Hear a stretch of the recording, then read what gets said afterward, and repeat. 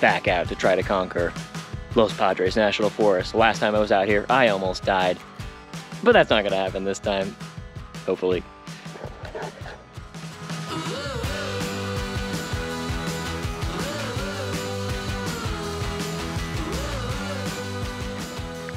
So when I first did this trail, it was July, the middle of summer, and I carried 1.5 liters of water.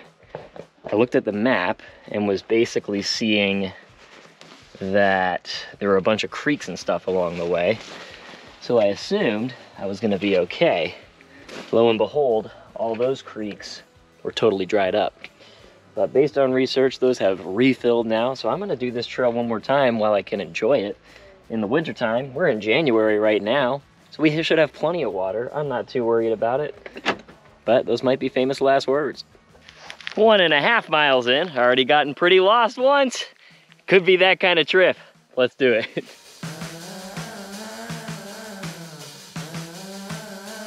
Told myself I wasn't forgoing any water fill-ups this time.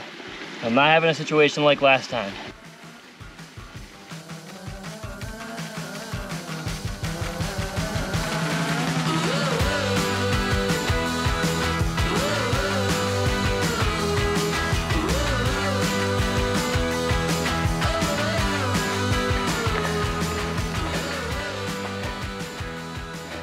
Oh dear, just found a f***ing tick on me. Buddy, I already have Lyme disease. Back the f*** off. Yeah, I kind of forgot. The first 10 miles of this are strictly climbing. This has been a lot. I'll tell you what, I'm definitely working for it on this one, but it does not disappoint. Does it ever really?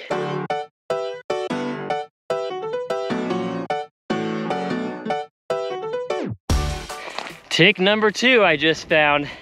Y'all better be thankful you're not out here with me. Otherwise you would be picking ticks off of me tonight in places you might not want to be. I don't know how I've never thought of this, but what happens to the tick after they burrow into your body and eat all your blood? Is that just like how they want to go out and they're just hanging out on the edges of the branches waiting for that like suicide bomber mission? I don't get it, man. There's more to live for, ticks. Ticks 3 and 4. I'm like an hour into this thing. It's just all this brush is what it is. If I was getting these ticks on me, I found another one. So I just gotta check every time I go through something like that. I swear, if I get another like Lyme flare up from this trip, I'm gonna be pretty irritated. This is pretty nice though, isn't it? Got up. I'm guessing we're at about 2,700, 2,800 feet of climbing now. Nice little ridge line. Some break from the climb. Thank Gord. I mean, one thing is for sure, you definitely weren't seeing stuff like this when I was out here before. Whole ponds and stuff. That is exactly where they said there would be a creek last time. Pretty wild that they can guess it that well. Cartographers, man, you guys rock. Shout out to these animals who apparently take the same trails as us, which I just find infinitely adorable. They just want to be humans. They want to be just like us, guys. They're no different. That's the view. Not half bad.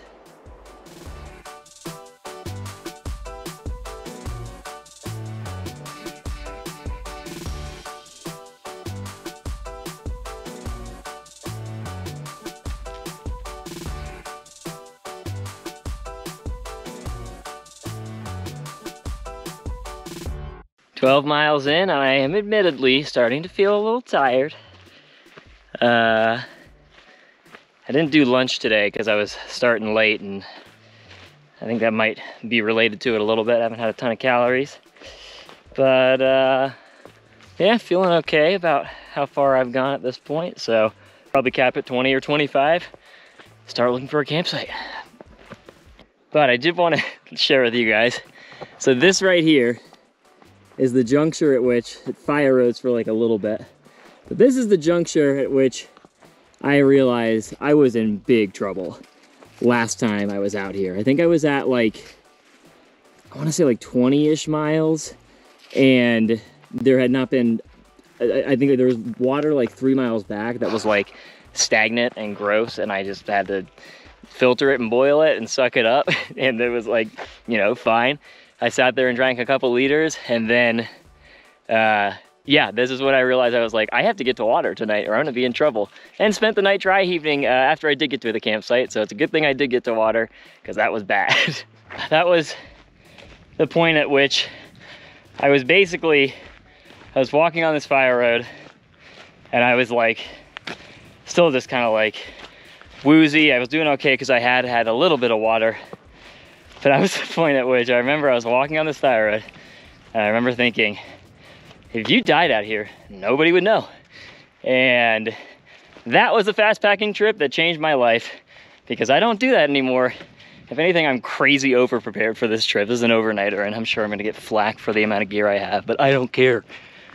I like to not be dead, and I like to be comfortable. Something I'm thinking about a lot on this one, started from the beginning and has been going into now, is how I've got to learn to live with these ebbs and flows in my sort of like psyche and moods and stuff. Because I was thinking about it in terms of like how it's a pretty consistent thing now. Every time I like am thinking about coming into the woods, I'm kind of dreading it. Like, I'm low-key like not looking forward to it really.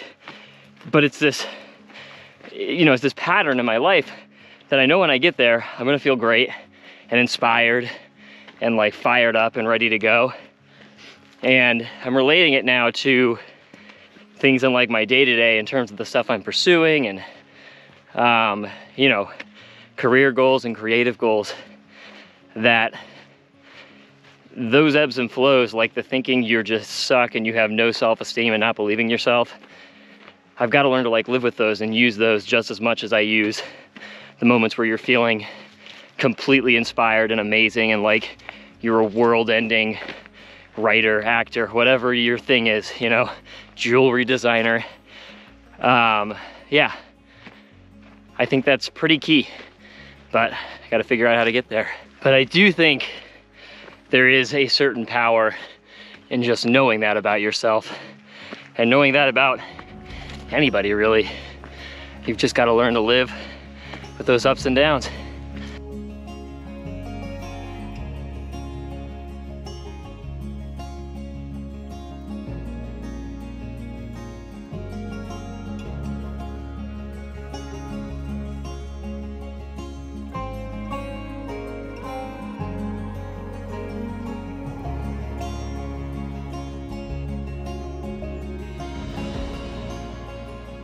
Look at this tree that the fires felled.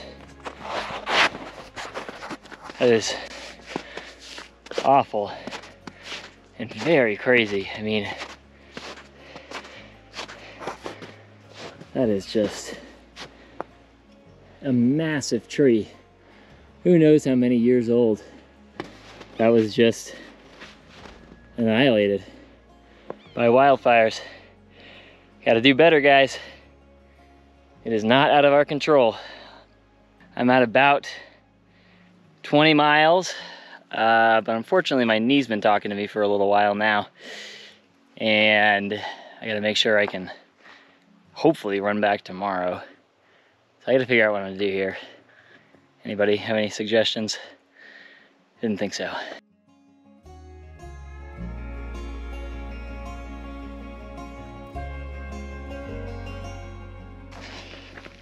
Update for the viewers at home, I am going for it. It's only 3 miles, which even with my walking right now, which I have been mostly walking because of my knee, I should be able to do like 20-minute miles pretty easily. It's only like an hour. Then I'm somewhere familiar with water, and I just like that spot. Here we go.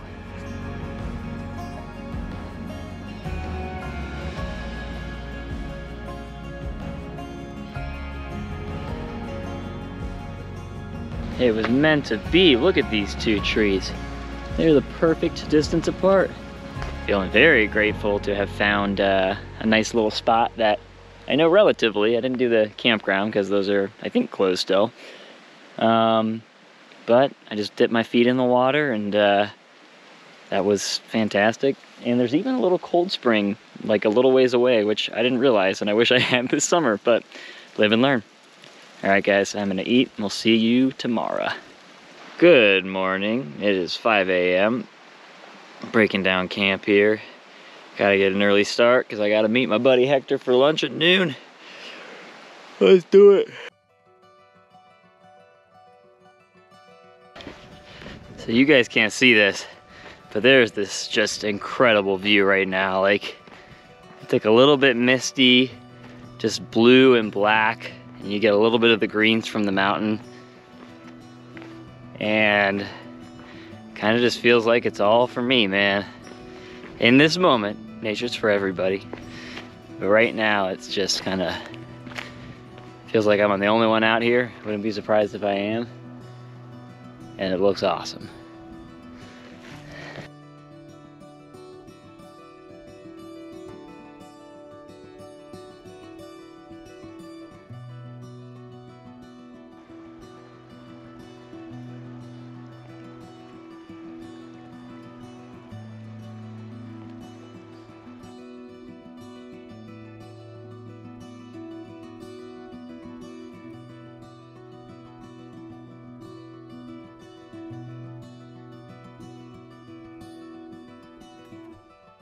So it is all walking now, you guys. No big deal.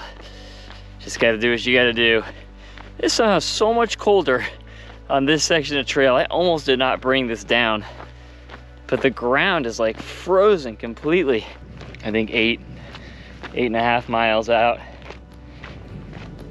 It's hard not to get bummed about this injury, but I go back to kind of what I was thinking about for, I don't know, just what's been on my mind for this trip and how things ebb and flow mood-wise and just everything in life. And I don't know that I've been particularly good at dealing with those ebbs and flows.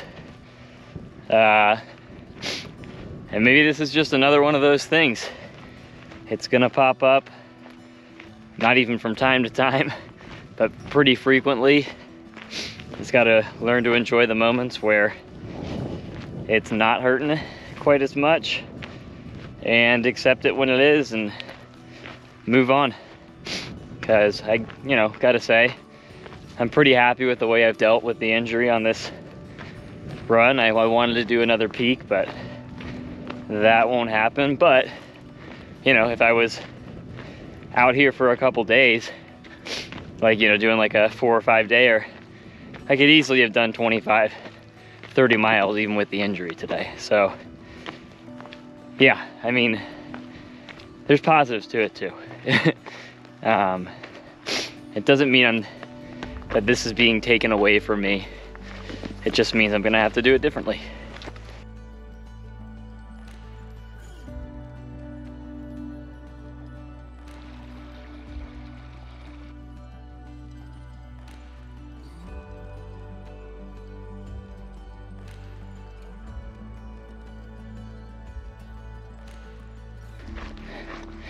Starting to see people again, which I like. Every time I start thinking I'm an introvert, I just come out to the wilderness and don't see people for 36 hours or something. And then I'm like, oh yeah, I actually like people.